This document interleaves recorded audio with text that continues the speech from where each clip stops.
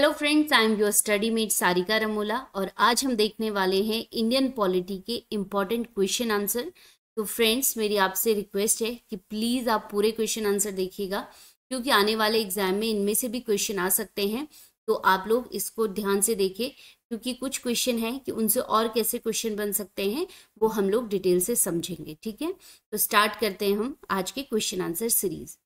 चलिए, पहला क्वेश्चन है, भारतीय संविधान का कौन सा अनुच्छेद संसद को राज्य सूची के किसी भी विषय पर कानून बनाने की शक्ति देता है? क्वेश्चन को समझिए पहले कि संविधान में ऐसा कौन सा अनुच्छेद है जो संसद को ये शक्ति देता है कि वो राज्य सूची के किसी भी विषय पर कानून बना सकता है। चलिए, यहीं पे मैं आपको बता दूं कि जो हमारा संविधान है इसमें 3 सूचियां हैं। एक है संघ सूची, दूसरी है राज्य सूची और तीसरी है समवर्ती सूची।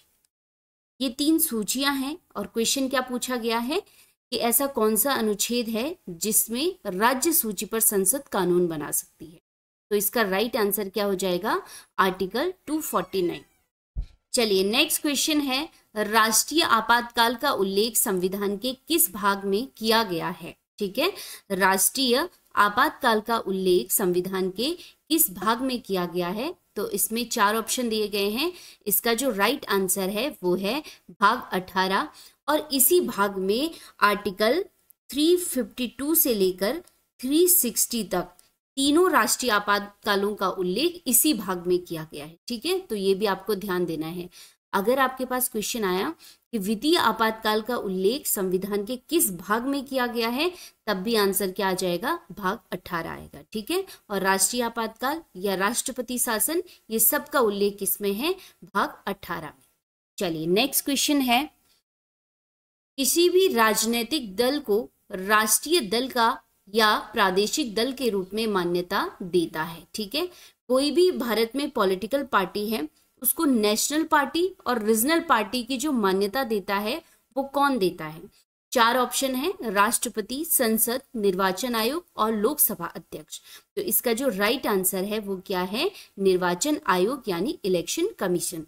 तो भारत में किसी भी दल को राजनीतिक दल और जो प्रादेशिक दल का दर्जा है वो कौन देता है? निर्वाचन आयोग देता है।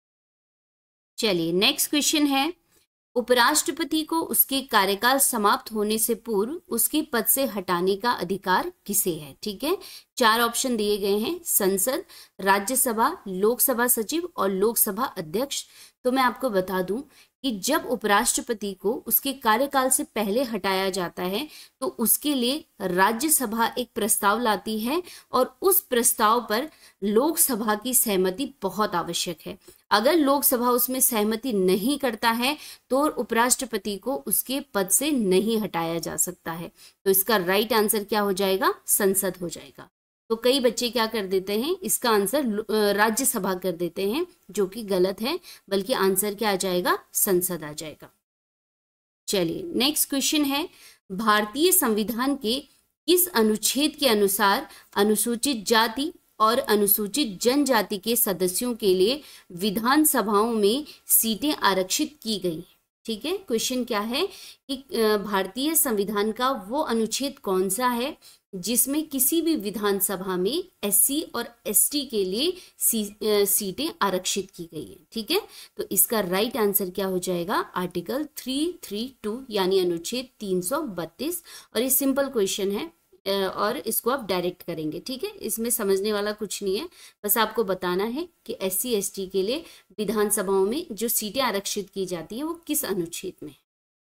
चलिए, नेक्स्ट क्वेश्चन है, स्वतंत्र भारत की पहली मंत्रिपरिषद में शामिल एकमात्र महिला थी। ठीक है, वो कौन सी महिला थी जो पहली मंत्रिपरिषद में शामिल थी? तो इसका राइट आंसर क्या हो जाएगा? राजकुमारी अमृत कौर थी। ठीक है, इसके अलावा अगर आप देखेंगे तो सरोजनी नायडू उत्तर प्रदेश की पहली राज्यपाल रही हैं, जबकि सुचेता कृपलानी उत्तर प्रदेश की पहली मुख्यमंत्री रही हैं। वहीं विजय लक्ष्मी पंडित जो UNO की महासभा है उसमें अध्यक्ष पद पे रह चुकी है। ठीक है।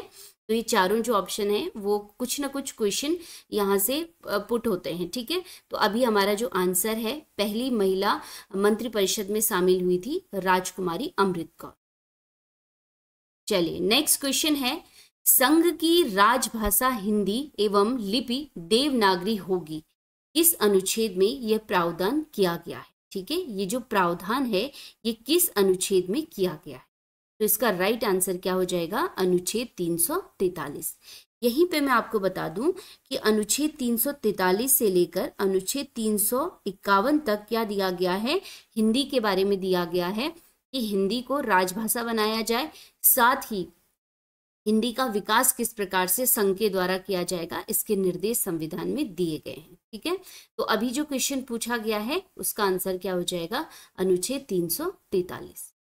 चलिए नेक्स्ट क्वेश्चन देख लेते हैं, संविधान के किस अनुच्छेद के तहत राष्ट्रपति 5 वर्ष की अवधि तक अपने पद पर बना रह सकता है? ठीक है, 5 वर्ष तक वो अपने पद पर रह सकते हैं, ये किस अनुच्छेद में है? तो इसमें ऑप्शन है 52, 54, 56 और 58। तो इसका राइट आंसर है अनुच्छेद 56। नेक्स्ट क्वेश्चन है, उपराष्ट्रपति के संबंध में कौन सा तर्क सही है? इसके लिए हमें चारों ऑप्शन पढ़ने पड़ेंगे और फिर हम इसको फाइंड आउट करेंगे कि कौन सा तर्क सही है। चलिए, पहला है राज्यसभा का सदस्य होता है, दूसरा है लोकसभा का सदस्य होता है, तीसरा है दोनों सदनों का सदस्य होता है और चौथा ऑप्शन है किसी भी सदन का सदस्य नहीं होता है, ठीक है। तो इसका राइट आंसर क्या आ जाएगा? किसी भी सदन का सदस्य नहीं होता है। उपराष्ट्रपति का जो पद है वो एकमात्र ऐसा पद है जिसमें वो सदन के सदस्य न होते हुए भी उसी सदन की क्या करते हैं? अध्यक्षता करते हैं, उसके सभापति होते हैं, ठीक है। तो जो उपराष्ट्रपति होते हैं वो राज्यसभा के क्या होते हैं? सभापति होते हैं। तो ऑप्शन डी इसमें सही है, किसी भी सदन के सदस्य नहीं होते, ठीक है। नेक्स्ट क्वेश्चन देख लेते हैं, निम्न में से किस राज्य को, एक कोटेशन दे रखी है, इसको ध्यान से देखिएगा, निम्न में से किस राज्य को विनाशी राज्यों का अविनाशी संघ कहा जाता है? ठीक है, क्या कहा जाता है? विनाशी राज्यों का अविनाशी संघ कहा जाता है। 4 ऑप्शन इसमें, ऑस्ट्रेलिया, फ्रांस, भारत और अमेरिका। पहले हम देख लेते हैं कि ये क्या कह रहा है, ये जो कोटेशन है, ठीक है। विनाशी राज्यों यानी जिन राज्यों को हम समाप्त कर सकते हैं लेकिन संघ को समाप्त नहीं कर सकते हैं, तो ऐसा कौन सा देश है? तो वो कौन सा है? भारत है, ठीक है। भारत में इसलिए क्योंकि संघ ने राज्यों का निर्माण किया है, न कि राज्यों ने संघ का। जबकि अमेरिका के बारे में अगर हम देखेंगे तो पहले राज्यों का निर्माण हुआ, उसके बाद उन्होंने क्या किया? संघ का निर्माण किया। तो इसलिए इसका सही आंसर क्या हो जाएगा? भारत हो जाएगा। चलिए नेक्स्ट क्वेश्चन है, महान्यायवादी को उसके पद से किसके द्वारा हटाया जा सकता है? ठीक है, जो अटॉर्नी जनरल ऑफ इंडिया होते हैं इनको उनके पद से किसके द्वारा हटाया जाता है? ऑप्शन है राष्ट्रपति, संसद, लोकसभा अध्यक्ष या राज्यसभा सभापति, ठीक है। तो इसका राइट आंसर क्या हो जाएगा? राष्ट्रपति, क्योंकि जो महान्यायवादी होते हैं उनकी नियुक्ति भी किस आधार पर होती है? राष्ट्रपति के प्रसाद पर्यंत ही वो अपना पद ग्रहण करते हैं, ठीक है। तो राष्ट्रपति जब चाहे उन्हें पद से हटा सकते हैं और वैसे इनका कार्यकाल 5 वर्ष का होता है, लेकिन वो सब किस पे डिपेंड होता है? राष्ट्रपति पे, ठीक है। तो महान्यायवादी को उनके पद से कौन हटा सकता है? राष्ट्रपति।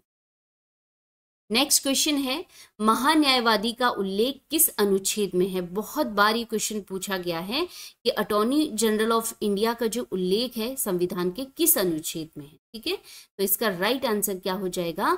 अनुच्छेद 76 में, ठीक है। चलिए नेक्स्ट क्वेश्चन देख लेते हैं, भारत के प्रथम कैग कौन थे? क्या क्वेश्चन है? भारत के प्रथम कैग कौन थे? कैग का पूरा नाम बता दूं मैं यहाँ पे, कंप्ट्रोलर ऑडिटर जनरल होता है और हिंदी में हम उसे कहते हैं नियंत्रक महालेखा परीक्षक, ठीक है। तो आप इसको कभी भी इंग्लिश में कंट्रोलर ऑडिटर जनरल नहीं करेंगे, बल्कि क्या करेंगे? कंप्ट्रोलर ऑडिटर जनरल, ठीक है। तो बताना है कि भारत के जो प्रथम कैग थे वो कौन थे, शॉर्ट में हम इनको कैग कहते हैं, ठीक है। चलिए, तो इसका राइट आंसर क्या हो जाएगा? वी नरहरि राव भारत के प्रथम कैग थे। अगर आपने प्लेलिस्ट में जाके देखा होगा तो मैंने कैग से रिलेटेड भी एक वीडियो बना रखी है और उसके इंपॉर्टेंट क्वेश्चन भी बना रखे हैं, तो आप वहां से भी देख सकते हैं इसे। ठीक है, चलिए नेक्स्ट क्वेश्चन देख लेते हैं। कैग का कार्यकाल कितना होता है? टाइम पीरियड बताना है कि जो कैग है उसका कार्यकाल कितना होता है। ठीक है, तो इसमें ऑप्शन है 6 वर्ष, 5 वर्ष, 62 वर्ष, 6 वर्ष या 62 वर्ष, जो पहले हो। तो इसका राइट आंसर क्या हो जाएगा? 6 वर्ष। ठीक है, और मैं यहीं पे आपको बता दूं कि कैग का जो कार्यकाल होता है वो 6 वर्ष या 65 वर्ष, जो पहले हो वो होता है। ठीक है, और अगर ऑप्शन में अगर आपके पास ऐसे आया हो कि 6 वर्ष या 65 वर्ष जो पहले हो, तो आप इसको टिक करेंगे। ठीक है, तब आप इसको टिक करेंगे। लेकिन अगर आपके पास ऐसी कंडीशन नहीं दी गई है और सिर्फ क्या दिया गया है ऐसा क्वेश्चन, तो आप क्या करेंगे? 6 वर्ष को टिक करेंगे। ठीक है, इसको आप ध्यान रखिएगा।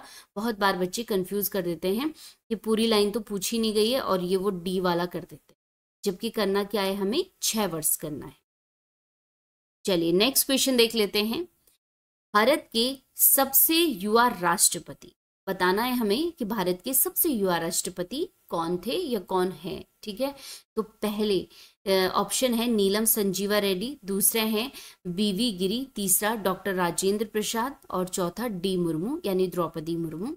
तो इसका जो राइट आंसर हो जाएगा वो क्या हो जाएगा? डी मुर्मू यानी द्रौपदी मुर्मू जी क्या है? भारत की सबसे युवा राष्ट्रपति। जब ये नहीं बनी थी राष्ट्रपति, उससे पहले जो ये रिकॉर्ड था युवा राष्ट्रपति का, वो किसके नाम था? नीलम संजीव रेड्डी के नाम था। लेकिन अब द्रौपदी मुर्मू है इसका राइट आंसर। ठीक है, और द्रौपदी मुर्मू जो हैं वो देश की पहली आदिवासी महिला राष्ट्रपति हैं।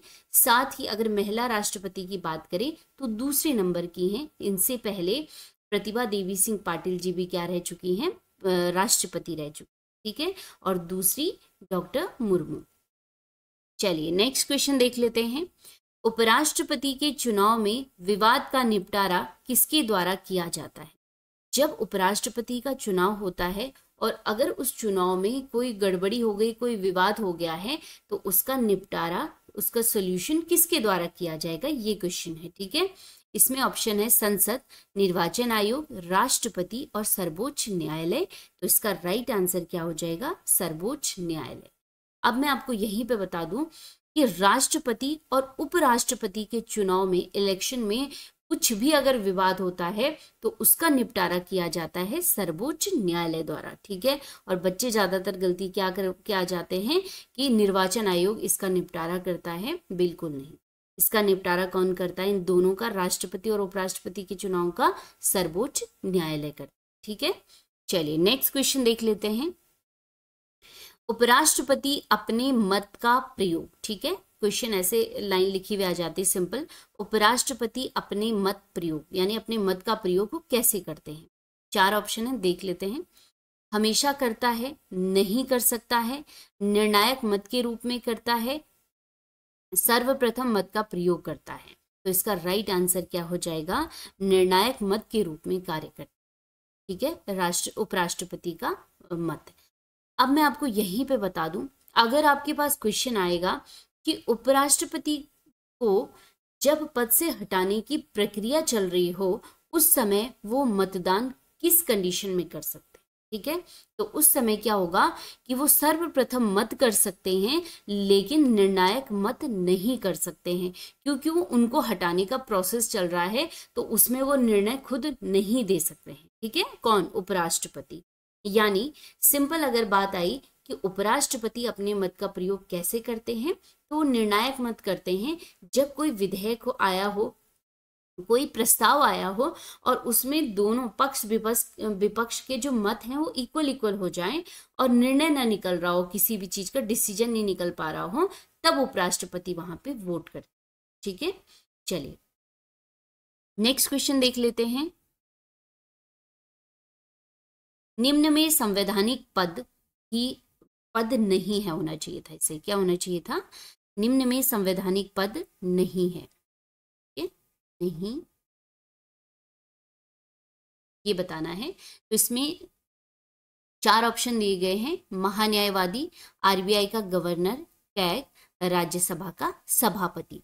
देखिए आप, महान्यायवादी का उल्लेख भी दिया गया है संविधान में बकायदा आर्टिकल्स में, कैग का भी दिया गया है, राज्यसभा का सभापति यानी उपराष्ट्रपति, उपराष्ट्रपति का उल्लेख है आर्टिकल 63 में, कैग का है आर्टिकल 148 में, महान्यायवादी का है 76 में। तो इसका राइट आंसर क्या हो जाएगा, आरबीआई का गवर्नर। ठीक है, ये संवैधानिक पद नहीं है। चलिए नेक्स्ट क्वेश्चन है महान्यायवादी। अब हमें 4 ऑप्शन पढ़ने हैं और राइट आंसर बताना है। संसद की संयुक्त बैठक में भाग ले सकता है, बिल्कुल ले सकता है। ठीक है, ये सही सेंटेंस है। दूसरा है संसद समिति की बैठक में भाग ले सकता है, तो बिल्कुल ले सकता है, ये भी ठीक है। मतदान का अधिकार प्राप्त नहीं है, इसको देख लेते हैं अभी। और चौथा है संसद में भाषण दे सकता है। तो इसमें राइट आंसर क्या हो जाएगा, ऑप्शन सी महान्यायवादी। देखिए आप, किसी भी संसद की बैठक, उसकी समिति, और जब संसद की कार्रवाई चल रही हो तो उस बैठक में भाग भी ले सकते हैं वो, और भाषण भी दे सकते हैं। तो अब हमें से ये चीज चुननी है हमें इनमें से, जो वो नहीं कर सकते हैं, यानी वो मतदान नहीं कर सकते हैं। जब कोई प्रस्ताव संसद में आता है और उसमें वोटिंग हो रही हो तो वो उस समय मतदान नहीं कर सकते हैं। कौन, महान्यायवादी। ठीक है, तो आप क्वेश्चन समझ गए हैं कि महान्यायवादी के बारे में बताना है, जो वो नहीं कर सकते हैं यहाँ पे, तो वो मतदान नहीं कर सकते। नेक्स्ट क्वेश्चन है मंत्रिमंडल शब्द का मंत्रिमंडल शब्द का संविधान में उल्लेख हुआ है। ठीक है, बताना है कि जो मंत्रिमंडल शब्द का उल्लेख है वो संविधान में कितनी बार हुआ है। एक बार भी नहीं, 3 बार या 11 बार। तो इसका राइट आंसर क्या हो जाएगा, एक बार। जब आर्टिकल 352 के अंतर्गत राष्ट्रीय आपातकाल लगाया जाता है, उस टाइम पे क्या हुआ था, मंत्रिमंडल शब्द का प्रयोग हुआ है। ठीक है, उसमें केवल आर्टिकल 352। चलिए नेक्स्ट क्वेश्चन है लोकसभा का अस्थायी अध्यक्ष, यानी हम जिसे कहते हैं प्रोटेम स्पीकर, किसके द्वारा नियुक्त किया जाता है। प्रधानमंत्री द्वारा, राष्ट्रपति द्वारा, संबंधित सदन द्वारा या संसद द्वारा। तो इसका राइट आंसर क्या हो जाएगा, राष्ट्रपति। अब देखिए, जो प्रोटेम स्पीकर होता है उसके 2 काम होते हैं।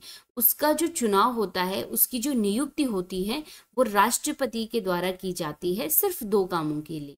वो 2 काम कौन से हैं, एक जो नए सदस्य आएंगे लोकसभा में चुन के, उन सदस्यों को शपथ दिलवाना, और दूसरा जो नया लोकसभा अध्यक्ष होगा उसका चुनाव करवाना।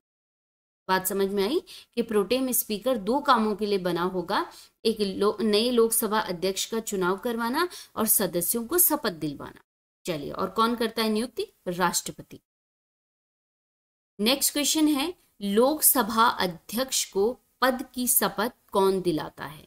बहुत इंपॉर्टेंट क्वेश्चन और बहुत बार पूछा जाता है, और बच्चे इसमें बहुत गलतियां करते हैं। ठीक है, लोकसभा अध्यक्ष को पद की शपथ कौन दिलाता है। ऑप्शन है राष्ट्रपति, सर्वोच्च न्यायालय का मुख्य न्यायाधीश, शपथ ग्रहण करने की आवश्यकता नहीं है, और प्रधानमंत्री। तो मैं आपको पहले बता दूं, राइट आंसर दिखाने से पहले, राइट आंसर बताने से पहले, कि जो लोकसभा अध्यक्ष होता है वो एक क्या होता है, लोकसभा का सदस्य होता है। तो वो सदस्य के रूप में शपथ ग्रहण कर लेता है, इसलिए उसे लोकसभा अध्यक्ष के रूप में शपथ नहीं दिलवाई जाती। ठीक है, तो आंसर क्या आ जाएगा, शपथ ग्रहण की आवश्यकता नहीं। चलिए नेक्स्ट क्वेश्चन है निम्नलिखित में किस समिति का पदेन अध्यक्ष लोकसभा अध्यक्ष होता है। ठीक है, लोकसभा अध्यक्ष होता है तो प्राक्कलन समिति, लोक लेखा समिति, विशेषाधिकार समिति और नियम समिति। तो इसका राइट आंसर क्या हो जाएगा, नियम समिति। यानी जब लोकसभा अध्यक्ष चुन के आएगा तो उसको ये बताने की जरूरत नहीं होगा कि आप नियम समिति के क्या हैं, अध्यक्ष हैं, बल्कि जब भी कोई उस पद पे पहुंचेगा तो वो ऑटोमेटिकली क्या हो जाएगा, नियम समिति का अध्यक्ष हो जाएगा। ठीक है, पदेन अध्यक्ष इसी को कहते हैं, तो उसके पद से ही वो चीज जुड़ी हुई है। चलिए नेक्स्ट क्वेश्चन है संविधान सभा ने राष्ट्रगान को कब स्वीकार किया। हम बात कर रहे हैं नेशनल एंथम की, और किसके द्वारा स्वीकारा गया, संविधान सभा द्वारा। ठीक है, जो कॉन्स्टिट्यूशनल असेंबली थी उसने राष्ट्रगान को कब स्वीकार किया। तो इसमें ऑप्शन है 24 जनवरी 1950, 26 जनवरी 1950, 22 जुलाई 1950 या 15 अगस्त 1947? तो इसका राइट आंसर क्या हो जाएगा? 24 जनवरी 1950 को संविधान सभा ने राष्ट्रगान को स्वीकार किया। ठीक है, नेक्स्ट क्वेश्चन देख लेते हैं। संघ लोक सेवा आयोग, संघ लोक सेवा आयोग के सदस्यों की सेवा शर्तें तय करने का अधिकार किसे है? प्रधानमंत्री को, वित्त मंत्री को, राष्ट्रपति को या मुख्य न्यायाधीश को? ठीक है, जो यूपीएससी है उसकी जो सेवा शर्तें हैं उनके सदस्यों की, ये कौन तय करता है, ये अधिकार किसको है? तो इसका राइट आंसर क्या हो जाएगा? राष्ट्रपति को। ठीक है, चलिए, तो ये हमारे इंडियन पॉलिटी के 25 बहुत इंपॉर्टेंट क्वेश्चन थे। तो प्लीज़ मेरी रिक्वेस्ट है कि आप लोग इसको पूरा देखिएगा, और अगर आपको वीडियो पसंद आती है तो प्लीज़ इसे लाइक और शेयर जरूर कीजिएगा। साथ ही चैनल को सब्सक्राइब करना मत भूलिएगा, और मिलते हैं हम नेक्स्ट वीडियो में। तब तक के लिए धन्यवाद।